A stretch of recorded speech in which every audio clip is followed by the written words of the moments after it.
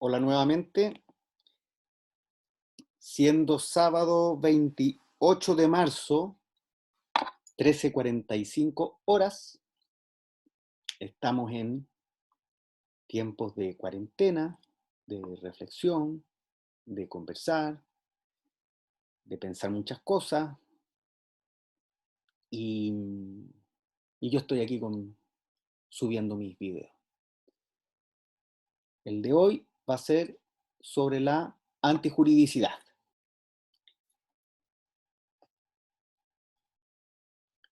Y antes de comenzar el video, como siempre, invitarte a tener clases directas en Tutores de Derecho Capacitaciones. Nuestro próximo curso va a empezar en abril. Tenemos modalidad en este momento 100% online por la contingencia que está de más repetir, y son 4 meses de clase. Les entregamos los materiales, clases directas con profesores con mucha experiencia, con coaching psicológico. Los invito a que puedan visitar mi página web tutoresdc.cl o que nos escriban a este WhatsApp.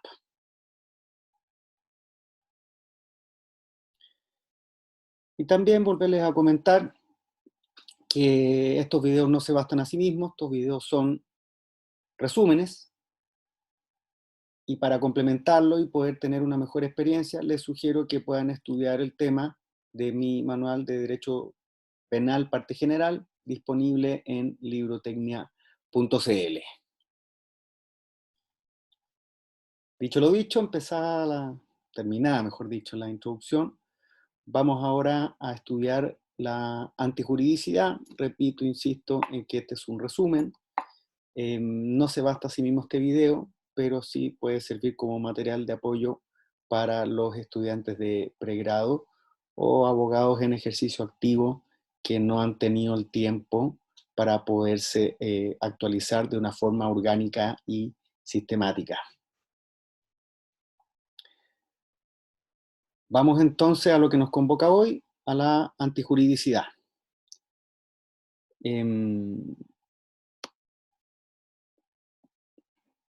Cuando decimos tercer elemento del delito, nos estamos refiriendo a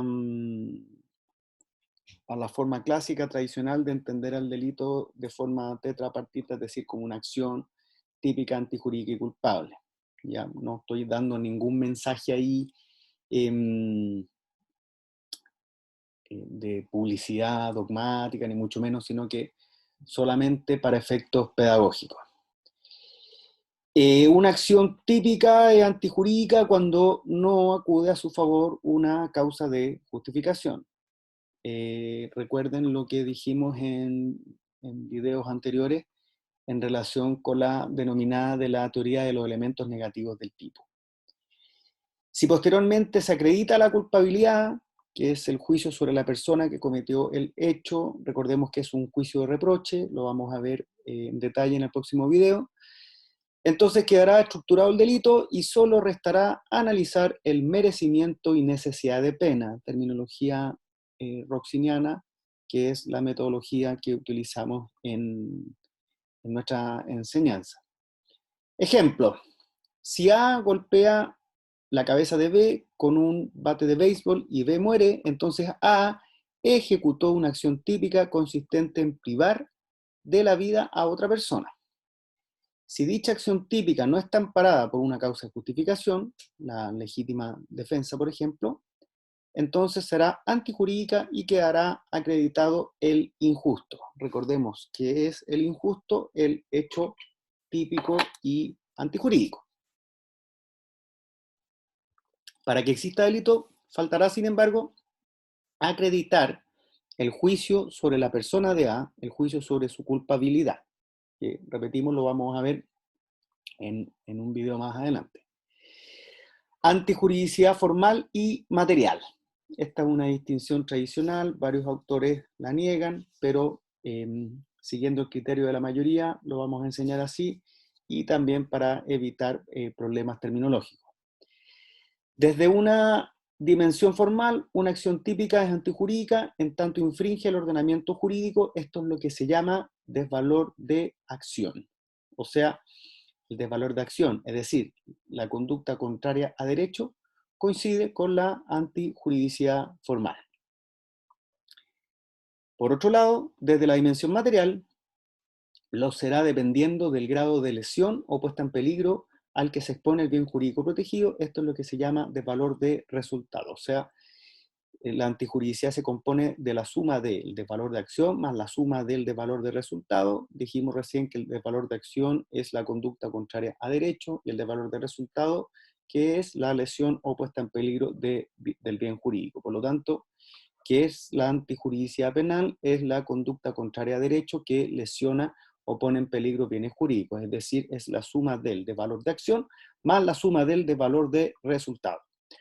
Acreditar la antijuridicidad formal no es suficiente para sostener que una acción típica es antijurídica. No, porque la antijuridicidad global requiere de la suma del desvalor de acción más el desvalor de resultado. Se requiere, por el contrario, esperar a la determinación de la antijuridicidad material.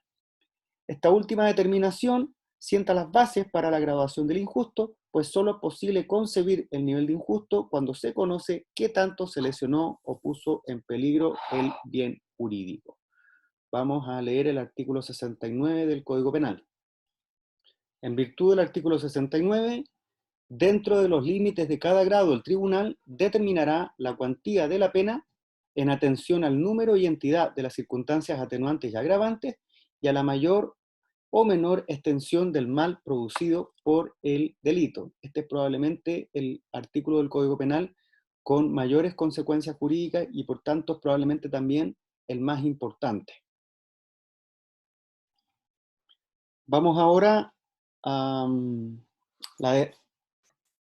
a las causas de justificación, es decir, a cómo se excluye la antijuridicidad, teniendo siempre en mente, teniendo siempre presente que una causa de justificación excluye tanto el desvalor de acción como el de resultado, porque es la suma de la antijuridicidad formal y material. Ya vamos a ver qué consecuencias dogmáticas tiene la afirmación de esto. ¿Qué son las causas de justificación? También llamadas justificantes o causas de licitud, excluyen la antijuridicidad, por lo que impiden que se configure el injusto y por tanto también el delito. Se trata de circunstancias bajo las cuales una persona realiza una acción típica que lesiona o pone en peligro un bien jurídico y, sin embargo, por cumplir con todos los elementos objetivos y subjetivos de la eximente, nos referimos al tipo de justificación, su actuar no se va a considerar antijurídico. En ocasiones se confunden las causas de justificación, que excluyen la antijuridicidad, con las causas de exculpación, que eliminan la culpabilidad. Este es un error que suelen cometer con frecuencia los estudiantes del pregrado. Y abogados también, para que andamos con cosas. Pero no es un pecado de juventud la cuestión, o sea, no, hay situaciones límite en que no es tan fácil de determinar, y les pongo un ejemplo, artículo 10, número 11. El estado de necesidad es culpante, es por una parte es culpante y por otra parte también justificante. Hay una tremenda discusión ahí. Bueno, pero su fundamento y función son diferentes. Estamos refiriéndonos a la diferencia entre las causales de justificación y las de exculpación. Una acción típica justificada no se considera antijurídica ni contraria a derecho. Y por otra parte, esto no sucede en las causas de inculpabilidad o exculpación, que siempre son antijurídicas, pero dejan de ser personalmente imputables. Cuando veamos la culpabilidad nos vamos a referir con más detalle a esa situación. Fundamento y elementos subjetivos de las causas de justificación. Dependiendo de la causal, su fundamento será la de la ausencia de interés, refiriéndonos al consentimiento, o el interés preponderante, que se refiere al resto de causales de justificación. Las justificantes se configuran igual que los tipos penales de la parte especial, es decir, tienen un tipo objetivo y un tipo subjetivo. Ahora resta mostrar cómo es que esto sucede y cuál es el elemento subjetivo del injusto en cada una de las excluyentes de la antijuridicidad. Esto puede explicarse de manera sencilla si se comprende que los tipos de justificación también contienen dolo, pero es un dolo de justificación que, al actualizarse, elimina el desvalor de la acción del tipo doloso de la parte especial. Por ejemplo, quien dispara en contra de su secuestrador lo hace entre comillas, en defensa de su libertad. Quiere por eso defenderse, pues tiene conocimiento del presupuesto objetivo de la causa de justificación, que es la agresión. Quien actúa amparado por el cumplimiento de un deber está justificado porque conoce los límites de ese deber que está cumpliendo. Lo mismo sucede con el resto de causales de justificación, tema que es enormemente discutido y yo tengo mis dudas. En algún otro video yo di el ejemplo de la mujer que espera a su pareja detrás de la puerta con un uslero porque le mandaron una foto por WhatsApp sobre una situación de infidelidad y le pega en la cabeza y resulta que no era la pareja, sino que era un ladrón que venía con un arma. Eso es eh, legítima defensa. Según la mayoría, yo tendería a pensar de que no, porque eh, se exige actuar es decir, con dolo, es decir, conociendo y sabiendo la situación en la que está actuando. Pero yo creo que no.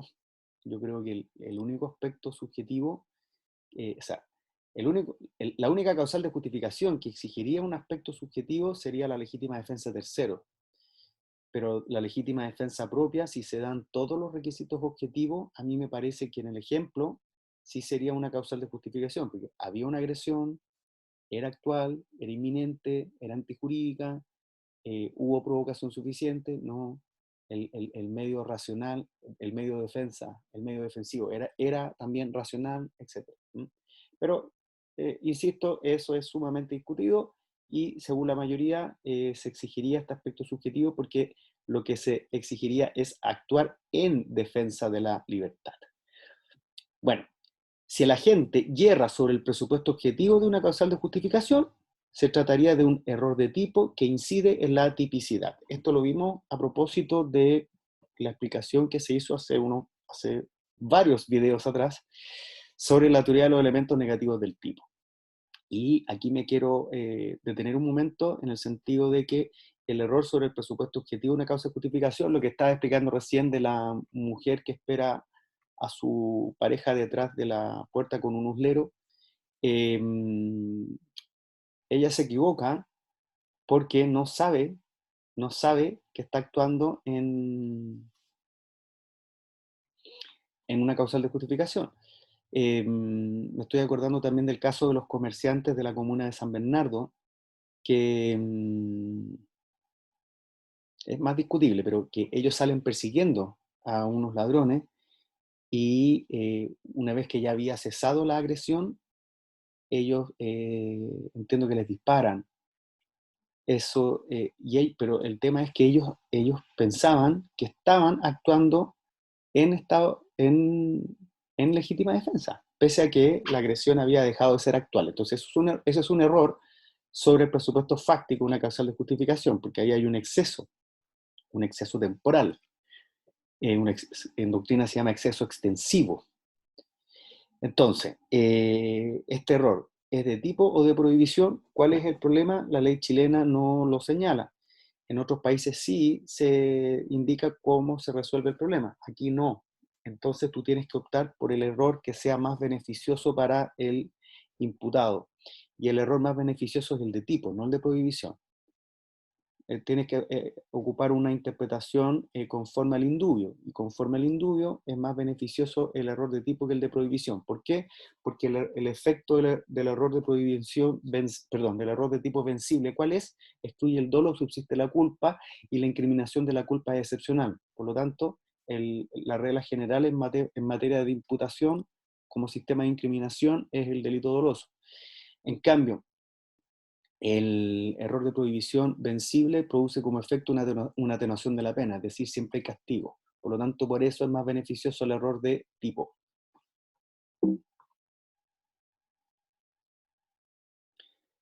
¿Cuáles son los efectos de la exclusión de la antijuridicidad? La antijuridicidad se excluye cuando falta el desvalor de acción o el desvalor de resultados si entendemos que ambos constituyen lo injusto. Ahí yo creo que hay un error conceptual en esa afirmación. La antijuridad se excluye cuando falta el desvalor de acción y el desvalor de resultado. Ambos. Se tiene que excluir ambos. La justificación penal obedece a una autorización concreta de aquello que está en principio prohibido. La ausencia de antijuridicidad tiene importantes efectos. ¿Cuáles son estos efectos? Son 5. Primero, la imposibilidad de imputación personal al autor, es decir, se excluye la responsabilidad penal. 2, no es posible que quepa legítima defensa frente a un hecho justificado. 3, no cabe la participación cuando el autor actúa justificadamente. En cambio, sí cabe la autoría mediata por parte de quien utiliza a otra persona como instrumento que obra justificadamente. 4, no procede la imposición de medidas de seguridad frente al hecho justificado, ya que no hay delito. 5, por último, la justificación puede excluir la responsabilidad civil derivada del delito, cosa que no ocurre cuando solo falta la imputación personal. Este último efecto es discutido, pero ¿por qué lo sostenemos nosotros? Porque se excluye tanto el desvalor de acción como el de resultado, y ese desvalor de resultado es global, es decir, se dice relación con todo el ordenamiento jurídico, no solamente con la juridicidad o antijuridicidad penal. Por lo tanto, por eso no cabría la indemnización civil, frente al sujeto que actúa amparado en estado en una situación de justificación, por supuesto. Vamos a la legítima defensa. Artículo 10, números 4, 5 y 6. Legítima defensa, dijimos, artículo 10, números 4, 5 y 6. Artículo 10, están exentos de responsabilidad criminal. Número 4, el que obra en defensa de su persona o derechos, siempre que concurran las circunstancias siguientes. Primera, agresión ilegítima. Segunda, necesidad racional del medio empleado para impedirla o repelerla. Tercera, falta de provocación suficiente por parte del que se defiende. Número 5, el que obra en defensa de la persona o derechos de su cónyuge, de su conviviente civil, de sus parientes consanguíneos en toda la línea recta y en la colateral hasta el 4º grado, de sus afines en toda la línea recta y en la colateral hasta el 2º grado, de sus padres o hijos, siempre que concurran la primera y segunda circunstancias prescritas en el número anterior, y la de que, en caso de haber precedido provocación de parte del acometido, no tuviere participación en ella el defensor. Número 6. El que obra en defensa de la persona y derechos de un extraño, siempre que concurran las circunstancias expresadas en el número anterior, y la de que el defensor no sea impulsado por venganza, resentimiento u otro motivo ilegítimo. Por eso es lo que yo les decía hace un momento, que a mi entender, la única causal de justificación que exigiría un aspecto subjetivo es la legítima defensa de tercero, porque aquí es la única referencia que se hace a un aspecto subjetivo, impulsado por venganza, resentimiento u otro motivo ilegítimo. El problema lo sugiere la voz en defensa. Y por eso la mayoría dice que cuando se exige obrar defensa, en defensa, ¿ah? El que obra en defensa, eso sería un aspecto subjetivo. Es bastante razonable el argumento, pero no me termina de convencer. Entonces, sigamos con el número 6, inciso segundo. Se presumirá legalmente que concurren las circunstancias previstas en este número y en los números 4 y 5 precedentes, cualquiera que sea el daño que se ocasione al agresor respecto de aquel que rechaza el escalamiento en los términos indicados en el número 1 del artículo 440 de este código, robo con fuerza las cosas, en una casa, departamento u oficina habitados o en sus dependencias, o si es de noche en un local comercial o industrial, y del que impida o trate de impedir la consumación de los delitos señalados en los artículos 141, secuestro, 142, sustracción de menor, 361, violación, 362, violación impropia, 365 bis es abuso sexual agravado, 390, parricidio, 391, homicidio simple calificado, 433, robo con robo con violencia o intimidación. 436, robo por sorpresa. No, 433, robo calificado, perdón. Y 436, robo con violencia e intimidación y robo por sorpresa.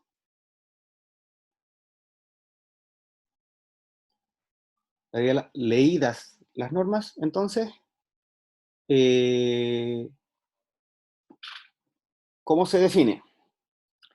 A pesar de su popularidad, pues se le menciona constantemente en los medios de comunicación, la legítima defensa es la eximente más difícil de acreditar. Klaus Roxin sostiene un doble fundamento de la legítima defensa que, salvo algunas excepciones, es doctrina dominante en Iberoamérica.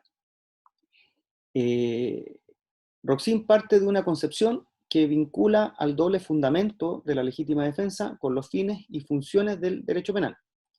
Según esta concepción, el fundamento dual se construye de la siguiente forma. Primero, la protección individual, es decir, se referiría al fundamento individual de la justificante, y el prevalecimiento del derecho, que sería un fundamento supraindividual. Este fundamento explica también por qué se sanciona al defensor en los casos de exceso intensivo o extensivo. El exceso intensivo es cuando el medio deja de ser racional, y extensivo es cuando la agresión deja de ser actual. Así como la imposibilidad de justificar la tortura mediante la defensa necesaria. ¿Cuáles son los bienes jurídicos pasibles de legítima defensa? Cualquier bien jurídico individual es susceptible de ser salvaguardado en legítima defensa: la vida, la libertad, la dignidad, el patrimonio o el libre desarrollo de la personalidad.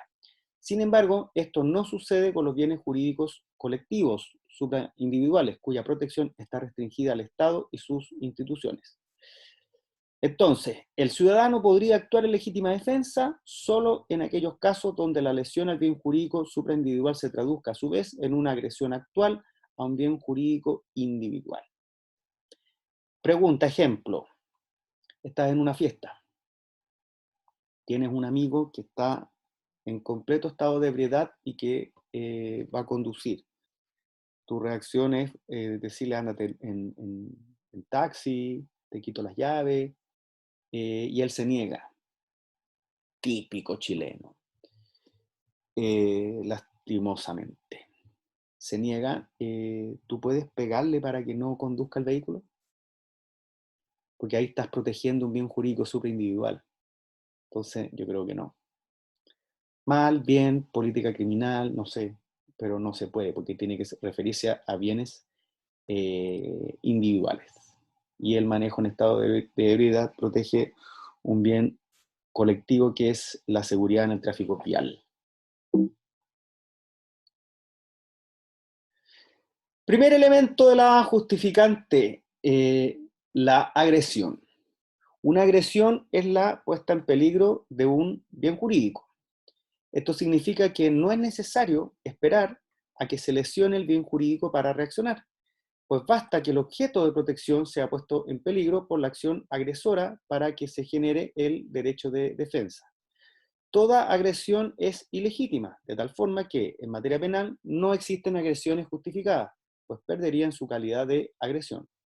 Por ello, es que no procede legítima defensa contra legítima defensa, como tampoco procede legítima defensa contra una acción justificada, pues quien actúa amparado por el ordenamiento jurídico no puede ser agresor. La agresión consiste entonces en el presupuesto objetivo de la causa de justificación, por lo que sin esta no es posible configurar lo que se denomina una defensa necesaria. La agresión es la fuente conforme a la cual se configura el resto de los elementos del eximente: la actualidad o inminencia y la necesidad racional de respuesta defensiva dependen de la duración y de la entidad de la agresión, a efectos de la denominada eximente incompleta del artículo 11, número 1 del Código Penal, que recordemos que ahí se regula como atenuante una eximente que sea divisible, y haya concurrido al menos el requisito esencial y no concurra el resto de requisitos, también denominados requisitos no esenciales.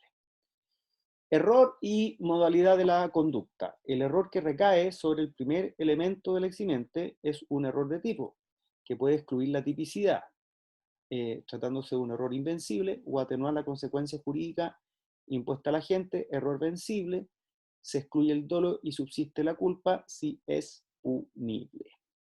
¿Mm? Sobre esto ya nos hemos referido en otros videos.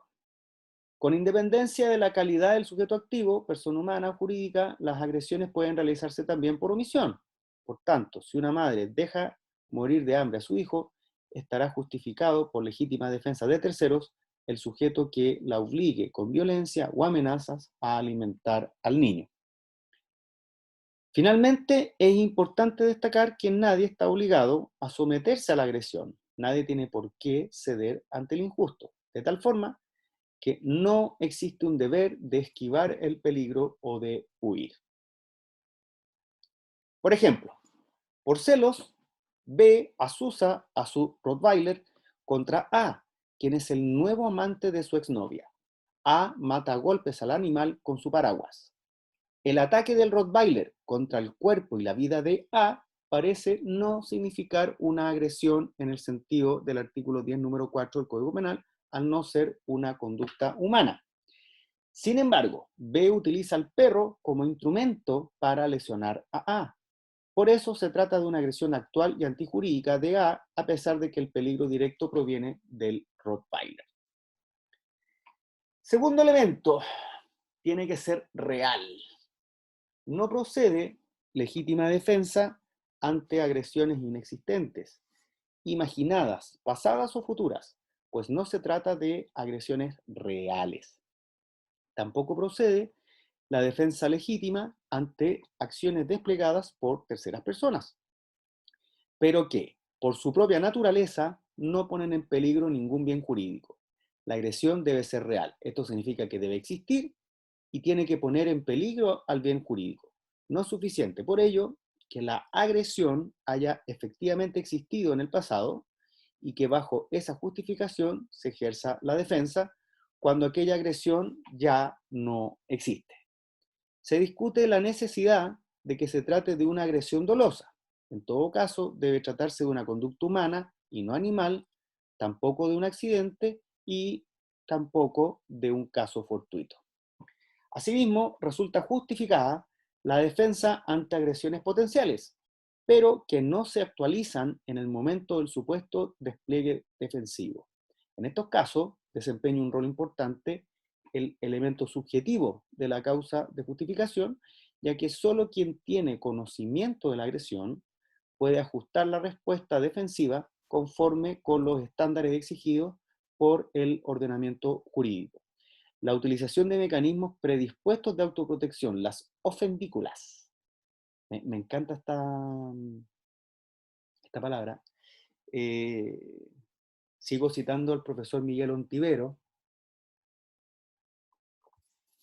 El profesor mexicano Miguel Ontivero, él hizo su tesis doctoral sobre este tema y este video está hecho en base muy fuerte de su manual de parte general, hecho para el derecho mexicano, pero muy adaptable a la realidad chilena.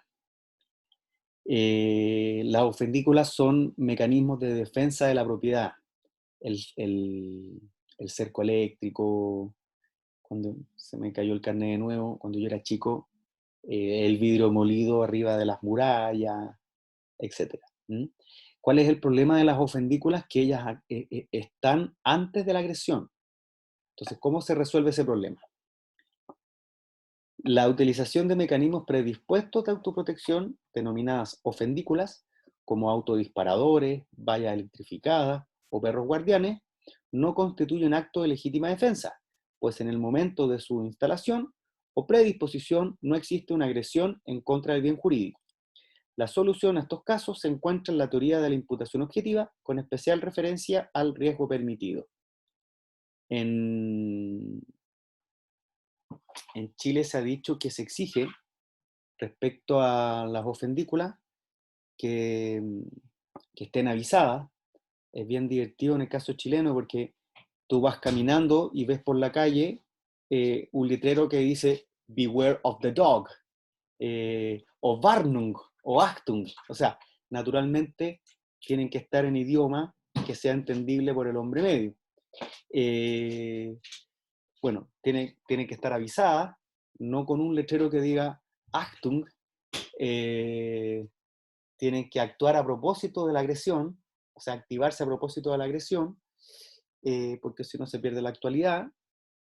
Me estaba acordando de un ejemplo de la jurisprudencia brasileña, de una persona que tenía un Volkswagen escarabajo y aburrido de que le robaran la radio, etc. Un día no encontró mejor idea que comprarse una serpiente de cobra y la tenía dentro de su auto. No tengo idea cómo el bicho no lo picaba a él, habría tenido entrenada, no tengo idea. Y la cosa es que a un ladronzuelo se le ocurrió la mala idea de ir a atacar ese auto y lo pinchó la cobra con las consecuencias que te puedas imaginar. Se fue para el patio de los Callados el bandido. Entonces tiene que estar avisada en un idioma comprensible por la mayoría, tiene que actuar a propósito de la agresión, eh,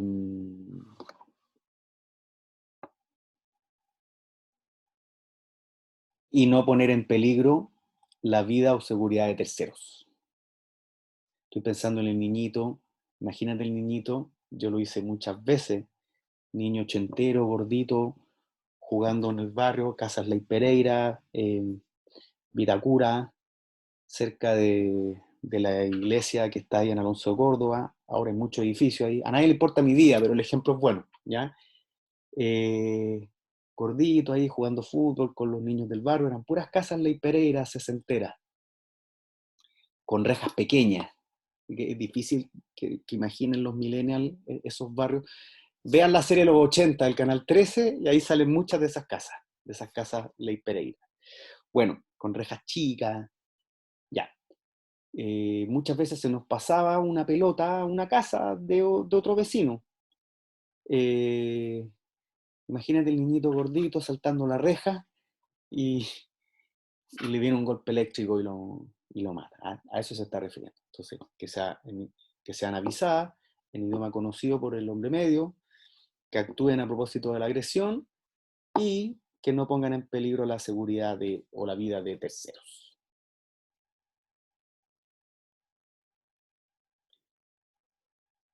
En caso, en caso de que, de que falte la agresión ilegítima y se crea existente, habría lo que se llama una legítima defensa putativa. ¿Cuál sería el caso de error? Se trata de un error en la causa de justificación. Esto ya no hemos referido. El principio es un error de prohibición. Pero ¿por cómo? Si me dijiste que era error de tipo. Calmado, calmado. El principio es un error de prohibición que se vincula con la conciencia de la antijuridicidad que se examina en la culpabilidad, aunque se discute en su efecto al recaer directamente en el supuesto de hecho de la justificación, según la mayoría es un error de tipo por los argumentos que ya di y para no ser redundante no los voy a repetir. Tercer elemento, la agresión tiene que ser actual o inminente. Una agresión es actual cuando ha dado inicio en grado de tentativa o dura todavía. O sea, se mantiene el peligro al bien jurídico. Esto significa que existe una agresión actual cuando el sujeto activo ha dado inicio a los actos ejecutivos tendientes a la comisión del delito, aunque sea mínimamente, o bien cuando una vez ejecutado se mantiene el peligro para el bien jurídico. No existe, por tanto, la legítima defensa potencial o preventiva, pues en estos casos no hay una agresión. Esto es lo que pasa con las ofendículas. La utilización de mecanismos predispuestos de autoprotección, las ofendículas, como dijimos recién, como autodisparadores, vallas electrificadas o perros guardianes, no constituye un acto de legítima defensa, pues en el momento de su instalación o predisposición no existe una agresión en contra del bien jurídico. La solución a estos casos se encuentra en la teoría de la imputación objetiva, con especial referencia al riesgo permitido y con esos filtros que les mencioné hace un momento. Más complejo es el asunto relativo a la agresión inminente, pues el sujeto activo se encuentra en un estadio previo a la actualidad, es decir, se exige que sea previsible. En un caso como este, el juzgador deberá resolver el asunto con base en todas las circunstancias e intereses en juego, donde la perspectiva ex ante y ex post juegan un rol fundamental. Los casos de legítima defensa o de estado de necesidad con peligro continuado no deben confundirse con los casos de agresiones reviviscentes, en que la agresión existe, pero su intensidad ha disminuido de tal forma que es casi imperceptible el peligro para el bien jurídico. Ejemplo, la mujer que es víctima de violencia familiar y violación por parte de su cónyuge le apuñala mientras éste descansa, después de golpearla y antes de imponerle la cópula. Este será el caso de una agresión reviviscente. Por el contrario, una agresión con peligro continuado, donde la última agresión sufrida por la víctima fue hace días y ella sabe, con base en sus conocimientos especiales, que su pareja la agredirá nuevamente al llegar a casa. Estos son los casos del denominado muerte del tirano. Ejemplo 2. El ladrón R intenta desvalijar al luchador de karate K. K golpea a R con un certero puñetazo, dejándolo fuera de combate, antes de pisotearle los riñones a R, quien yace inmóvil en el suelo. Para resolver el caso, deben separarse las dos acciones de K. Primero, el puñetazo infligido a R en un principio representa aún una acción de defensa, permitida como legítima defensa ante la agresión contra, al menos, la propiedad de K. En cambio, el pisotón posterior ya no está justificado por el artículo 10, número 4, dado que a partir de ese momento la agresión de R ya ha concluido y con ello ya no era actual. Pero ante una tal agresión, ante una tal transgresión de los límites de la legítima defensa, siempre habrá que pensar en un exceso en la legítima defensa, según sea el 11 número 1 o el dice número 3, no, pero está mala diapositiva, 11 número 1 o artículo 73, según sea el caso.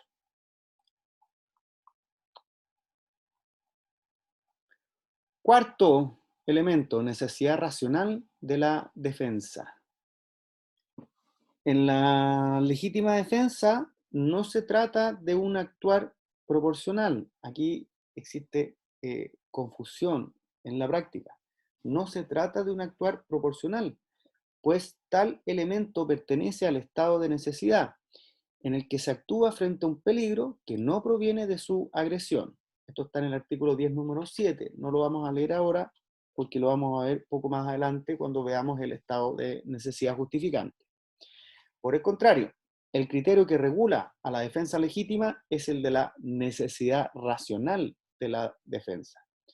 Lo hasta ahora señalado se traduce en que la víctima de la agresión o el tercero que actúa en su defensa no está obligado a utilizar un arma similar que el agresor, como tampoco está obligado a causar un daño igual o menor del que generaría el atacante. El defensor, por el contrario, puede utilizar armas de mayor envergadura y provocar también daños mayores, siempre que ello resulte racionalmente necesario para impedir el daño ilegítimo al bien jurídico protegido. Para enfrentar los desafíos que genera la interpretación, el derecho penal moderno divide el elemento de necesidad en dos vertientes. Primero, la necesidad abstracta de defensa y dos, la necesidad concreta de defensa. ¿En qué consiste la necesidad abstracta? Esta surge ante la existencia de una agresión y faculta al sujeto pasivo para defenderse. En cambio, la necesidad concreta exige que el defensor ejerza una defensa racional. Y aquí viene la pregunta. ¿Cuándo una defensa es racional? Y otra pregunta, en relación con lo mismo. ¿Existen medios racionales de defensa?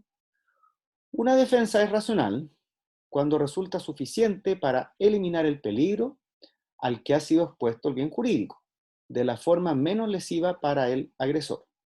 Esto significa que la víctima está facultada para hacer lo que sea necesario para eliminar el peligro generado por el agresor, pero debe hacerlo de la forma menos lesiva posible, pues todo ser humano conserva su dignidad humana.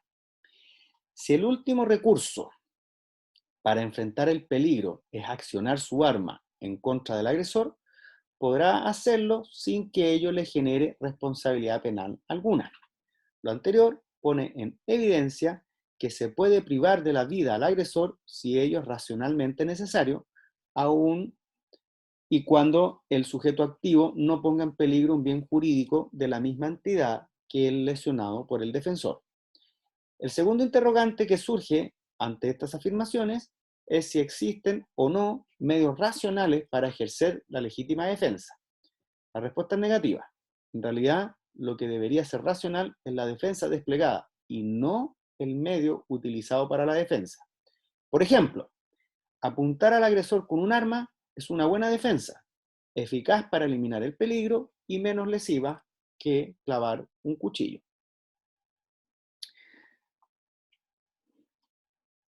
Vamos en el mismo elemento y en la diferenciación entre defensa de protección y defensa de reacción. La necesidad racional de la defensa ha generado las condiciones para que la doctrina alemana clasifique la legítima defensa en dos modalidades: defensa de protección y defensa de reacción. La defensa de protección es aquella donde el defensor no reacciona en contra del agresor, sino que únicamente se protege ante la agresión desplegada por éste. En otras palabras, se trata de una defensa de contención. Por el contrario, la defensa de reacción se ejerce actuando directamente contra el agresor o un tercero, lesionando un bien jurídico, ya sea la vida, la integridad, el patrimonio, de tal forma que sus efectos son mayores y más contundentes. ¿Por qué esta distinción es importante? La distinción entre ambas modalidades resulta importante para resolver los casos de agresiones provenientes de niñas, niños, mujeres, personas indígenas, adultos mayores o personas inimputables, así como frente a otras hipótesis de las denominadas restricciones ético-sociales al derecho de legítima defensa, donde es suficiente con la defensa de protección. A diferencia del caso anterior, la defensa de reacción se desplegará frente a aquellas agresiones que no se ubican en el marco de las restricciones ético-sociales, siempre que ello sea necesario para salvaguardar el objeto jurídico. Por ejemplo, frente al agresor sexual, quien amenaza la libertad o la vida, podrá incluso lesionarse la vida del atacante si ello es racionalmente necesario para que la víctima se pueda proteger. El quinto elemento, la falta de provocación por parte del defensor.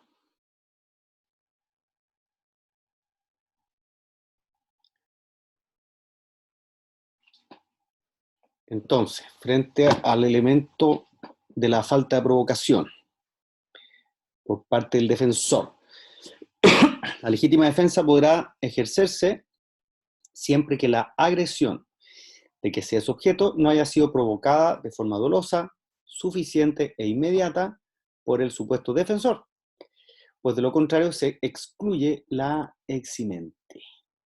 Quien provoca dolosa y suficientemente a otra persona que no puede actuar en legítima defensa frente al provocado, pues en realidad el provocador es un agresor. Hay otro grupo de casos que resulta más complejo. Se trata de aquellas hipótesis en que una persona reacciona en contra de su agresor en legítima defensa, pero lo hace de forma excesiva.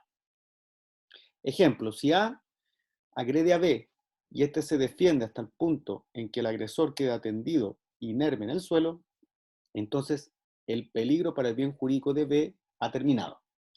En un caso como este, si B continúa golpeando a A, dicha acción ya no está amparada por la causa de justificación y A podrá repeler la acción de B en legítima defensa. Lo señalado en el ejemplo anterior tiene su origen en que la legítima defensa no es una carta abierta para vulnerar el ordenamiento jurídico en agravio del agresor, pues éste siempre conservará su dignidad humana. Por otro lado, el exceso en la legítima defensa es un injusto y como tal no puede estar amparado por justificante alguna. De tal forma que genera condiciones para ser repelido en legítima defensa incluso por un tercero ajeno a los hechos. El sexto elemento, el conocimiento de la situación de defensa, elemento subjetivo de la causal de justificación.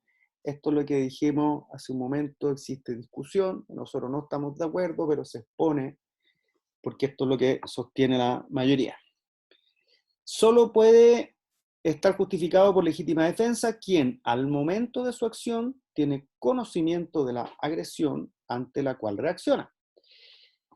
Esto es lo que se denomina elemento subjetivo de la causa de justificación. Dicha exigencia, reconocida de forma casi unánime por la doctrina, tiene como fundamento,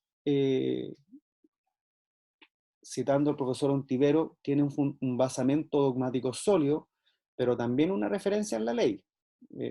La ley mexicana en esto parecía a la chilena. El día número 4 dice, el que ora en defensa. Es eso lo que genera la afirmación por parte de la mayoría, en defensa. Conforme a lo señalado, quien no tiene, dicho conocimiento del presupuesto objetivo de la legítima defensa, no podrá, mediante su actuación, eliminar el desvalor de acción, dejando entonces subsistente el injusto. La actualización del conocimiento de la situación de defensa resulta indispensable, no solo por razones dogmáticas, desvalor de acción y su consecuente eliminación, sino también por razones prácticas. Solo quien conoce la agresión de que es objeto podrá ajustar la respuesta defensiva a los estándares exigidos por el ordenamiento jurídico. Esto significa que los elementos objetivos de la legítima defensa, hasta ahora expuestos, especialmente la actualidad y la racionalidad de la respuesta defensiva, son un reflejo del conocimiento que la gente tiene acerca de la agresión. Ante la ausencia del elemento subjetivo del eximente, no puede afirmarse una legítima defensa, por lo que el juzgador deberá decidir cómo sancionar el injusto que queda subsistente. La postura más extendida afirma que procede sancionar a la gente por los daños cometidos, pero en grado de tentativa. El fundamento de esta solución se encuentra en que el supuesto defensor que actúa con dolo de lesionar y golpea a su víctima, pero no sabe que al mismo tiempo está siendo objeto de una agresión, elimina mediante su actuar el desvalor de resultado, pero dejaría subsistente el desvalor de acción. Ejemplo. La cónyuge F quiere darle una lección a su degradado marido M. Cuando ella, entrada la medianoche, escucha ruidos en el pasillo, supone que su marido se tambaleaba en la casa después de otro bacanal. Un canitró. Se me cayó el carnet, happening con ja.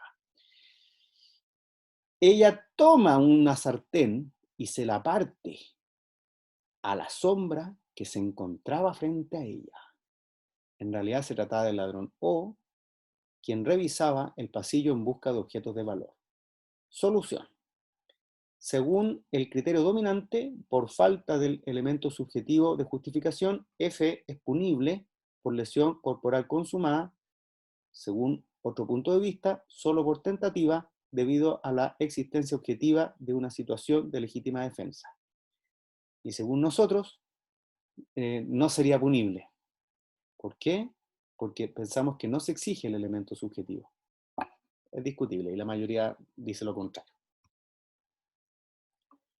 Las restricciones ético-sociales, aunque no se contemplan expresamente en el Código Penal, lo que constituye una omisión legislativa, las restricciones ético-sociales al derecho de legítima defensa pueden desprenderse del resto del ordenamiento jurídico, con especial referencia a los instrumentos internacionales, de tal forma que existirían elementos suficientes para su consideración en el ámbito forense. ¿Cuáles serían las fuentes de estas restricciones? En esta decisión legislativa, en armonía con el argumento de que en estos casos el fundamento supraindividual de la eximente no exige actuar de otra manera, la dogmática alemana ha construido este último requisito de la legítima defensa, configurado hasta por 4 dimensiones.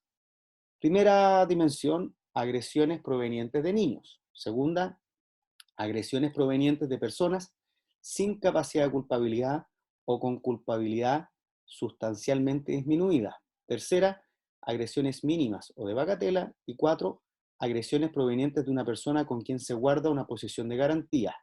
Estos serían deberes de salvaguarda mutuos.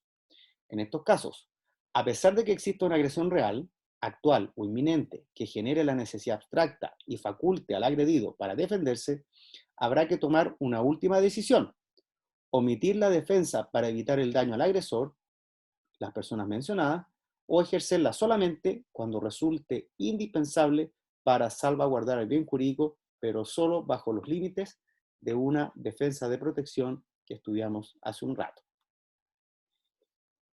¿Qué es el exceso en la legítima defensa?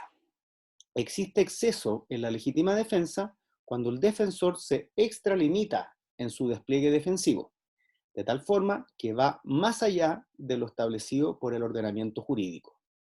Este exceso se llama extensivo cuando se refiere al error que recae en el elemento de actualidad o inminencia.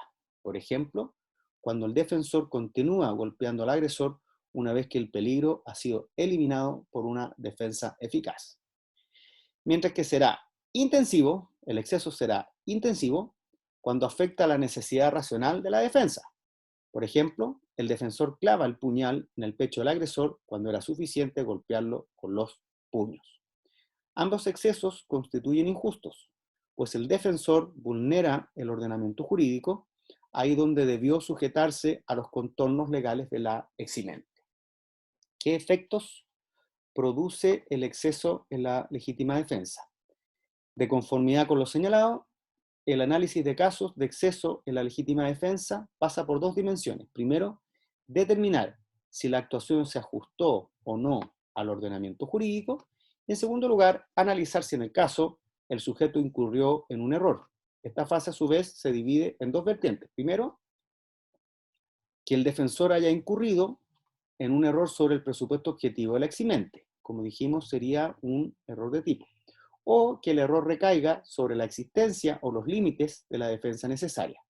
Y eso sería un error de prohibición indirecto. En ambas clases de exceso se excluye la culpabilidad solo cuando el supuesto agredido actúa por confusión, miedo o temor por aplicación de la eximente del artículo 10, número 9 del Código Penal.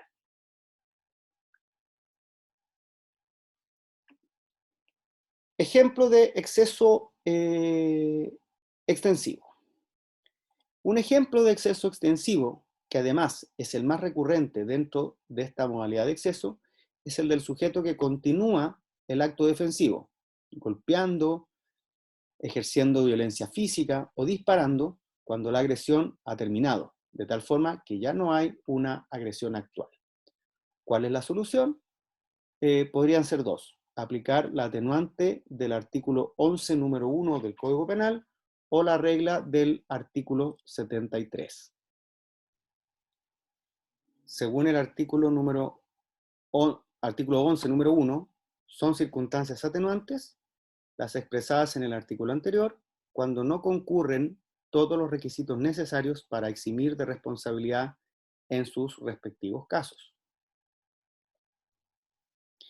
Y el artículo 73 dice: se aplicará asimismo la pena inferior en 1, 2 o 3 grados al mínimo de los señalados por la ley, cuando el hecho no fuere del todo excusable por falta de alguno de los requisitos que se exigen para eximir de responsabilidad criminal en los respectivos casos de que trata el artículo 10, siempre que concurra el mayor número de ellos, imponiéndola en el grado que el tribunal estime correspondiente, atendido al número o entidad de los requisitos que falten o concurran. Esta disposición se entiende sin perjuicio de la contenida en el artículo 71, que dice: cuando no concurran todos los requisitos que se exigen en el caso del número 8 del artículo 10, caso fortuito, para eximir de responsabilidad se observará lo dispuesto en el artículo 490, que establece las reglas de la pena a propósito de los cuasi delitos.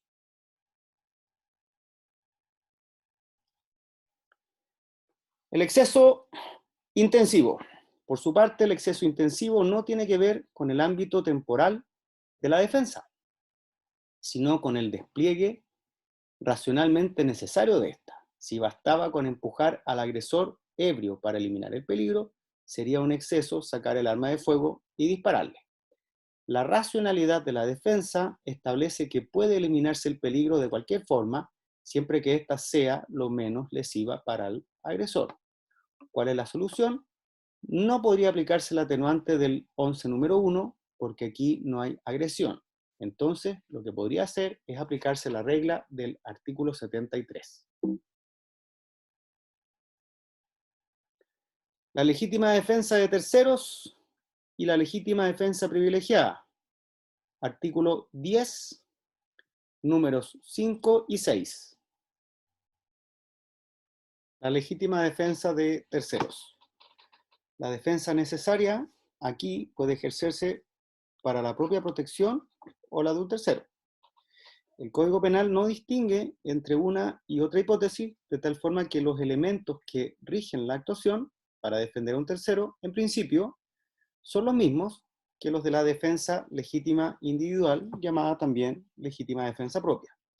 Hay diferencias en cuanto al requisito de falta de provocación de la víctima, no del defensor. Además, se exige que los motivos del defensor no puedan ser ilegítimos. Legítima defensa de parientes y legítima defensa privilegiada. Debe cumplir con los requisitos generales con algunas especificaciones. La primera, el círculo de sujetos, es el de las personas que se mencionan en el artículo 10, número 5. Y también se establece que puede haber agresión de la víctima y no del defensor. Existe legítima defensa privilegiada, que consiste en que existe una presunción simplemente legal de concurrencia de sus requisitos en dos grupos de casos. Primero, para impedir el escalamiento en lugar habitado, de día o de noche, o en sus dependencias, solo si es de noche. En segundo lugar, para impedir la comisión de los delitos graves que se mencionan en el artículo 10, número 6, inciso segundo. El estado de necesidad justificante, artículo 10, número 7. Artículo 10, están exentos de responsabilidad criminal. Número 7, el que, para evitar un mal, ejecute un hecho que produzca daño a la propiedad ajena, siempre que concurran las circunstancias siguientes. Primera, realidad o peligro inminente del mal que se trata de evitar. Segunda, que sea mayor que el causado para evitarlo. Y tercera, que no haya otro medio practicable y menos perjudicial para impedirlo. Definición del estado de necesidad justificante. A diferencia de la legítima defensa, originada en una agresión, el estado de necesidad se fundamenta en un peligro creado para el bien jurídico, pero no procede de una acción dirigida dolosamente a lesionarlo. Esto cambia sensiblemente los límites de reacción ante el riesgo, así como lo haremos para enjuiciarlo. La doctrina reconoce dos modalidades de estado de necesidad. Primero, el justificante, que excluye la antijuridicidad, que estaría en el artículo 10, número 7, que es el que interesa por ahora, y el exculpante, que excluye la culpabilidad, que es el del artículo 10, número 11. Según el artículo 10, número 11, están exentos de responsabilidad criminal el que obra para evitar un mal grave para su persona o derecho o los de un tercero, siempre que concurran las circunstancias siguientes. Primera, actualidad o inminencia del mal que se trata de evitar. Segunda, que no exista otro medio practicable y menos perjudicial para evitarlo. Tercera, que el mal causado no sea sustancialmente superior al que se evita. Cuarta, que el sacrificio del bien amenazado por el mal no pueda ser razonablemente exigido al que lo aparta de sí. o en su caso a aquel de quien se lo aparta siempre que ello estuviese o pudiese estar en conocimiento del que actúa. Explicación. Es la clásica causa de justificación en la que se enfrentan dos males para dos bienes jurídicos de diversa entidad. Solo se puede justificar o autorizar el mal menor. Se regula en Chile en el artículo 10, número 7 del Código, aunque hay causas especiales. Por ejemplo, la del artículo 145, inciso primero, que se refiere a la violación de morada. También se contempla la situación de necesidad en el artículo 10, número 11, con algunas diferencias. Parece zanjar el vacío que algunos anotaban en torno al llamado estado de necesidad culpante, cuando el mal amenazado no era mayor al causado y que solía remitirse al miedo insuperable o a la fuerza irresistible como causal de exculpación que se contiene en el artículo 10, número 9. Esta misma naturaleza parece tener este estado de necesidad, se introdujo al Código Penal chileno a propósito de la discusión sobre la conducta de la mujer maltratada. Fundamentos del estado de necesidad. El estado de necesidad se puede describir como una situación de peligro actual para intereses jurídicamente protegidos que solo puede ser evitada a costa de intereses ajenos. El estado de necesidad justificante, conforme al artículo 10, número 7, respecto del estado de necesidad exculpante, conforme al artículo 10, número 11, se basa en la idea de que en una situación de estado de necesidad tienen que ser ponderados entre sí los intereses protegidos y los lesionados. Esta es una ponderación amplia de bienes e intereses. Si al hacerlo prepondera el interés protegido, el principio de solidaridad autoriza a menoscabar los bienes jurídicos de un tercero ajeno al conflicto. ¿Qué es la situación de necesidad? Según los principios generales, una acción de defensa es objetivamente necesaria cuando es apta para repeler el peligro y a la vez se trata del medio relativamente menos lesivo. Otra vez, es determinante el punto de vista ex ante de un observador objetivo y experto. A diferencia de lo que sucede en el artículo 10, número 4, también se deben tener en consideración la huida y otras posibilidades de eludir el peligro, como posibles medios menos lesivos, puesto que el artículo 10, número 7, sigue el principio de la ponderación de intereses y no el principio de la preservación del derecho. Ejemplos. Mientras A y B abandonan una discoteca después de una noche alegre y animada, A se cae bajando las escaleras y se causa una severa lesión en la cabeza. Por eso B conduce a A hacia el hospital con el automóvil de A, teniendo un pequeño choque en el camino con una concentración de alcohol en sangre del 2%, a pesar de que habría sido posible un simple llamado a una ambulancia. Conclusión. Verdad es que trasladar por sí mismo a A hasta el hospital es un medio idóneo para librarlo del peligro de su grave lesión en la cabeza. Eso es verdad. Pero, debido al peligro que B generó mediante su conducción en estado de ebriedad para otros participantes del tránsito vial, no se está en presencia del medio relativamente menos lesivo, dado que esos riesgos habrían podido evitarse llamando a una ambulancia. Por tanto, B no puede apelar a un estado de necesidad justificante, según el artículo 10, número 7, y al menos es punible conforme al artículo 196 de la Ley de Tránsito, que castiga el manejo en estado de ebriedad. Situaciones, y con resultado de daño. Situaciones especiales de necesidad. El estado de necesidad defensivo. El estado de necesidad defensivo también se llama defensa contra cosas. La denominación aclara que solo abarca situaciones en las cuales quien se defiende no repele riesgos creados por hombres, sino una fuente de peligro de bienes materiales. Se trata de un peligro para él o para un tercero. Por tanto, abarca solo un pequeño segmento de posibles situaciones de estado de necesidad. En una situación de estado de necesidad tal, Quien se defiende no actúa antijurídicamente si daña o destruye la cosa ajena de la que parte el peligro que debe ser conjurado. Según los principios generales, aquí también se debe recurrir a un medio apto y que a la vez sea el menos lesivo. Ejemplo: A olvidó cerrar la puerta que da al patio. El perro guardián de A aprovecha la oportunidad para atacar al cartero, el cartero B. B solo puede salvarse por medio del lanzamiento dirigido al perro de una pesada piedra. El perro que recibe el golpe en la cabeza sufre una fractura en la base del cráneo y se muere. Ante la ausencia de una agresión humana en el ataque del perro guardián, queda excluida una justificación de B por legítima defensa conforme al artículo 10, número 4.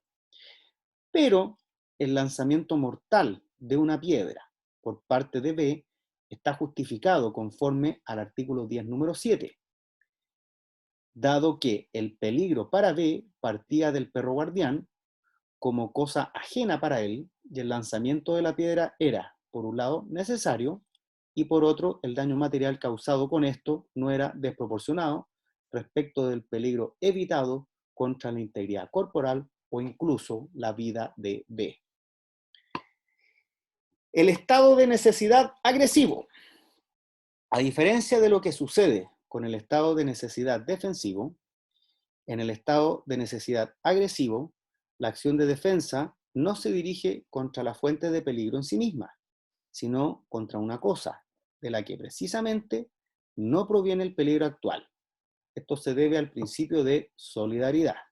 Sin embargo, solo se le puede exigir esta solidaridad al propietario de la cosa afectada por la defensa, cuando el daño que amenaza al autor en su situación de estado de necesidad es desproporcionadamente mayor al daño material ocasionado por su defensa, apta y relativamente menos lesiva. Además, la justificación penal también aquí dejaría intactas las acciones civiles de resarcimiento por daños. Ejemplo: el montañista B, poco antes de llegar a la cima, se topa con un frente de tormenta. Para salvar su vida, B fuerza la cerradura de la cabaña de madera de E y se pone a resguardo en ella. El daño material a la cerradura está justificado conforme al artículo 10, número 7. El peligro evitado de esta manera para la vida de B sería, en caso de que se realizara, desproporcionadamente mayor a la injerencia efectivamente producida en la propiedad de E. Por el contrario, la violación de domicilio, a la vez realizada según el artículo 144, estaría justificada en el artículo 145, porque la intervención no se dirige contra una cosa, sino contra el derecho de E como dueño de la casa.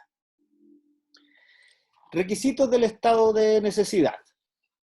Realidad o peligro inminente de un mal. Supone un mal o un riesgo para un bien protegido, al igual que en la legítima defensa. Sin embargo, aquí el mal no proviene de una agresión ilegítima, por lo que se distingue la gravedad de los males. El mal que se busca evitar proviene de otra fuente distinta de la víctima o titular del bien afectado para su evitación. Este debe soportar el daño por la necesidad de salvar un bien mayor. Se autoriza el sacrificio de un bien menor solo si es el único medio para salvar un bien de mayor jerarquía. El mal que se trata de evitar es el elemento básico o esencial. Debe existir o ser inminente, es decir, que su realización sea próxima. Si falta, pero se cree que está presente, se habla de un estado de necesidad putativo. No sería real. Hay un error en los hechos. Es un error sobre el presupuesto fáctico de la justificante. Se aplican los mismos criterios que en la agresión ilegítima de la legítima defensa.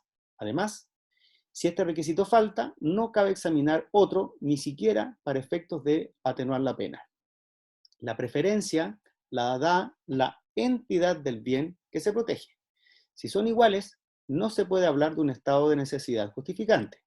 Así, el clásico ejemplo de los alpinistas, donde uno de ellos, para salvar su vida, deja morir al otro. Aquí solo cabría hablar de un estado de necesidad exculpante. sería una causa de inexigibilidad de otra conducta que impide reprochar al sujeto, o sea, impide afirmar su culpabilidad en virtud del artículo 10, número 9. Ejemplos. La tabla de Carnéades. Si dos náufragos flotan arriba de un tablón que a la larga solo soportará a uno de ellos, la llamada tabla de Carnéades, no está justificado que uno tire de la tabla a otro para salvar su propia vida. Entra en consideración solamente aquí un estado de necesidad exculpante conforme al artículo 10, número 11. Ejemplo del avión secuestrado. Si un terrorista amenaza con estrellar un avión de pasajeros secuestrado contra un edificio, no está justificado derribar el avión, más necesariamente el homicidio de los pasajeros que se hallan en el avión, aun cuando por medio de ello puede ser salvada una mayor cantidad de vidas humanas.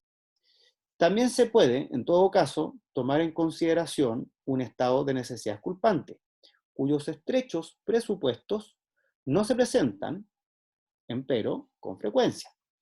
De ahí que se discuta recurrir a una justificante supralegal en virtud del artículo 10, número 10 del Código Penal. En cambio, el matar al terrorista mismo estaría justificado porque en esa medida la defensa se dirigiría contra el agresor y, bajo los requisitos del artículo 10, número 4, estaría autorizado incluso matar a otro. Seguimos con los requisitos del estado de necesidad.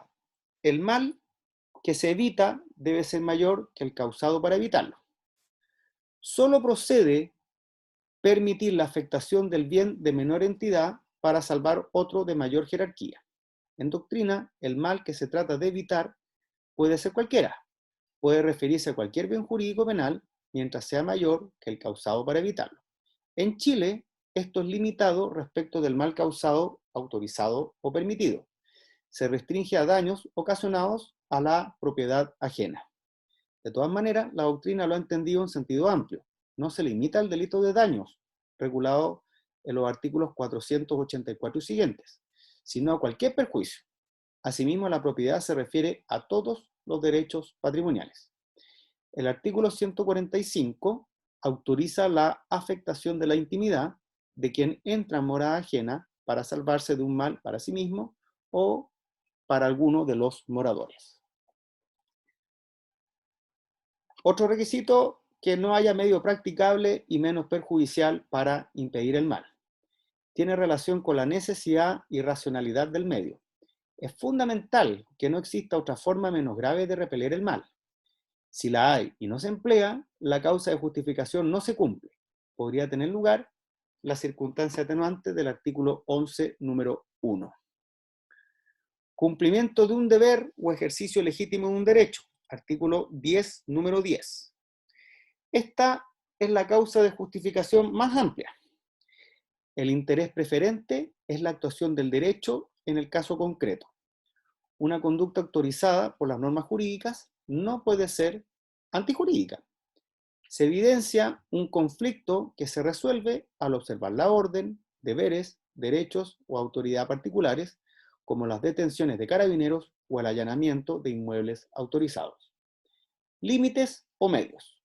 No existe alusión a límites o medios proporcionales, pero debe restringirse a lo siguiente. Primero, la actuación ha de circunscribirse al ámbito del deber, derecho, autoridad, oficio o cargo de que se trate.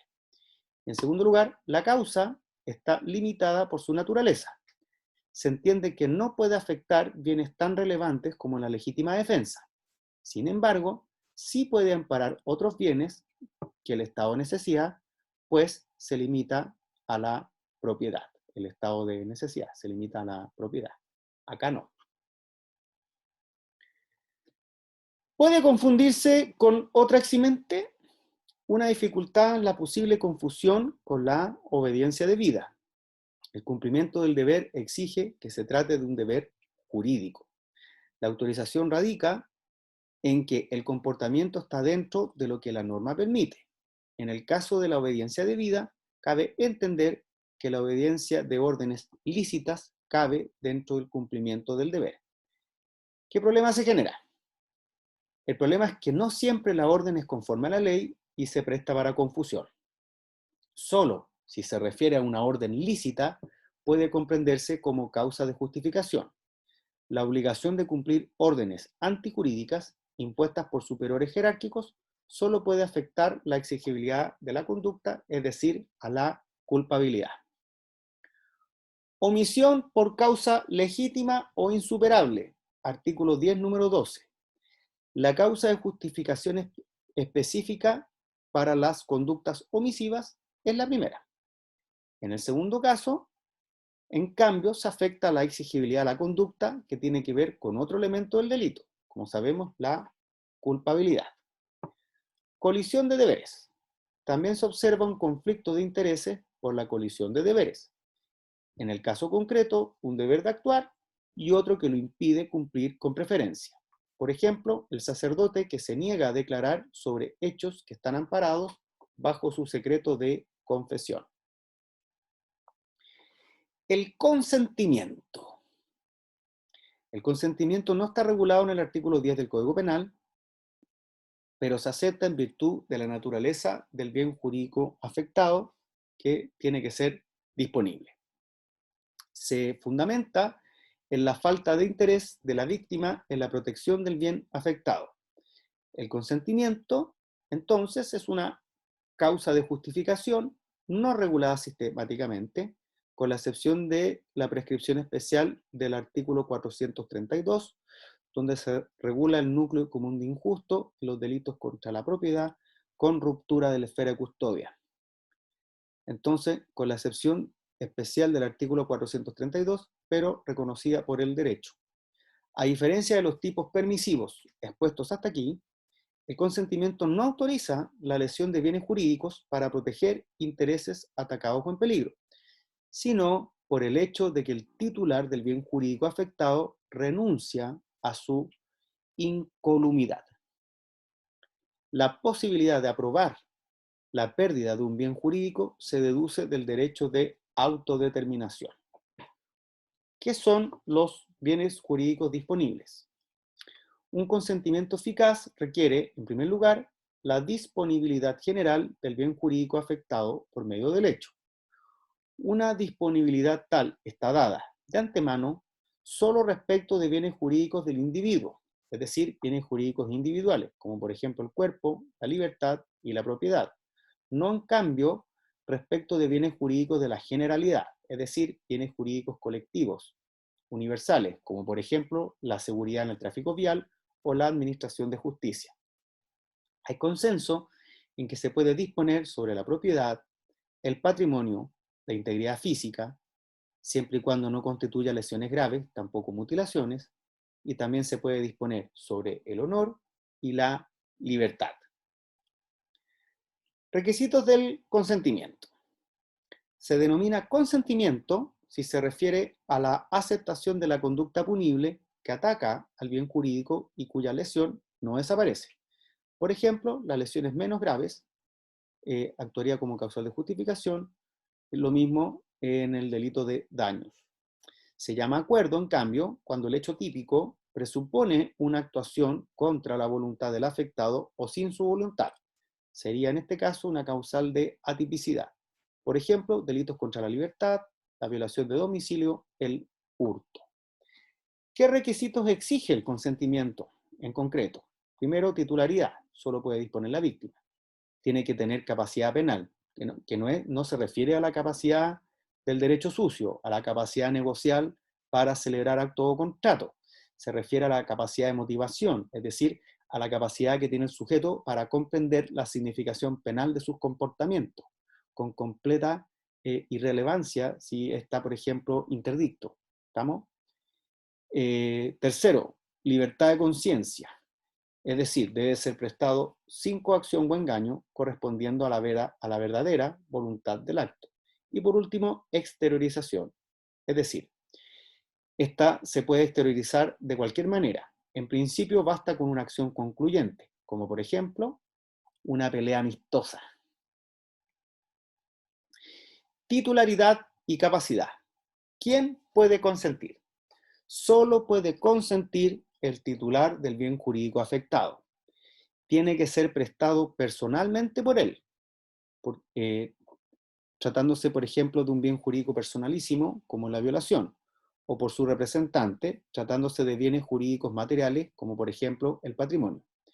Esto concierne especialmente al consentimiento en las intervenciones curativas médicas. Véase, por favor, los artículos 15, letra B, y 16, inciso final, de la Ley 20.584 de los derechos y deberes del paciente, y el artículo 42 del Código Civil, donde se establece el orden de prelación de las personas que pueden consentir por un pariente. Entonces, esto concierne esencialmente el consentimiento a las intervenciones curativas médicas y en parte concretizado en las reglas legales, como el artículo 2 bis de la ley 19.451, que es la ley de trasplantes. Si es una persona jurídica, debe otorgarse a través del órgano correspondiente debidamente facultado. Se exige la posibilidad de disposición del objeto, no la de enajenar. Por ejemplo, el morador en el delito de violación de domicilio puede consentir. Si se trata de un bien jurídico colectivo, el consentimiento personal es ineficaz. Por ejemplo, dos litigantes que se conciertan para mentir, su consentimiento es ineficaz frente a la administración de justicia. ¿Qué es capacidad? Se exige que goce de juicio y del equilibrio mental suficiente para establecer alguna aceptación y para calcular razonablemente los beneficios y o perjuicios que pueda acarrear. Es distinta esta capacidad a la del derecho civil, que demanda plena capacidad de haber cumplido 18 años de edad. No es una declaración jurídica de voluntad negocial en el sentido del derecho sucio. En lo que atañe a la edad, hay delitos en los que la propia ley se encarga de determinarla. Por ejemplo, los 14 años en el delito de violación. En el ámbito médico, la opinión del menor de edad deberá ser considerada atendiendo su edad y grado de madurez. Artículo 27 del Código de Ética Médico. Debe corresponder a una voluntad verdadera, es decir, con capacidad de entendimiento y de discreción. Por ende, no es eficaz si es prestado por el ebrio o el intoxicado, por ejemplo, o si padece de anomalías mentales, permanentes o transitorias. En el ámbito médico, se dice que el consentimiento debe ser ejercido en forma libre, voluntaria, expresa e informada. Vea por favor el artículo 14, inciso segundo, de la ley 20.584 de los derechos y deberes de los pacientes. ¿Qué es el consentimiento presunto? Es aquel que se presenta si se puede concluir que el afectado, al momento del hecho, no se halla en situación de aceptar, pero habría consentido de haber estado en condición de hacerlo. Es una presunción de consentimiento que exige los mismos requisitos estudiados respecto al consentimiento expreso, operando para los mismos delitos. Efectos. Primero, activar un interés material del afectado. Tiene relevancia, sobre todo en el ámbito médico, cuando existe un peligro inminente y no puede recalarse a tiempo el consentimiento expreso del afectado. Véase el artículo 15, letra B, de la ley 20.584. Por ejemplo, la operación de una víctima que se encuentra inconsciente. También en el caso de la interrupción voluntaria del tratamiento. Véase el artículo 16, inciso primero, de la ley 20.584 y el artículo 28 del Código de Ética Médico. Segundo efecto, principio de la falta de interés. Por ejemplo, recoger los frutos caídos excedentes en una pradera. En esto se niega que sea necesario preguntarle previamente al titular del bien jurídico. Lo decisivo para que opere es la probabilidad ex ante de que el titular consentiría y que en definitiva, contrariando toda expectativa, no aprueba la conducta. No se trata de un criterio objetivo orientado a una ponderación de interés, sino de un juicio de probabilidad respecto a la voluntad real del titular del bien jurídico en el momento del hecho. Decisivos son los intereses individuales, necesarios, deseos y valores del afectado. Para ir terminando, ¿existen en Chile causas extrapenales de justificación? ¿Qué son? Bueno, se dice que sí, que se aceptan defensas extrapenales básicamente por el artículo 10, número 10 del Código Penal. ¿Cuál sería la solución? Lo que está permitido por otras ramas del derecho no puede ser no puede ser ilícito para el derecho penal. ¿Razón? Se opondría a la unidad y lógica de todo el ordenamiento jurídico. Para terminar, insisto, como siempre, que estos videos son resúmenes, que no son autosuficientes. En ese sentido, algunas normas las leo, otras no, tienen que estudiar con el código. Y les sugiero complementar la lección con mi manual de Derecho Penal Parte General, que está disponible en librotecnia.cl. Y también los dejo invitados a que visiten la página web de Tutores Derecho Capacitaciones. Nos puedan escribir a este WhatsApp si están interesados en recibir clases directas de Derecho Penal en nuestra academia, que es Tutores Derecho Capacitaciones, una completa capacitación en Derecho Penal que comienza en el mes de abril en una plataforma online por la crisis sanitaria. Como siempre, muchas gracias y nos vemos en el próximo video, que va a ser sobre la culpabilidad.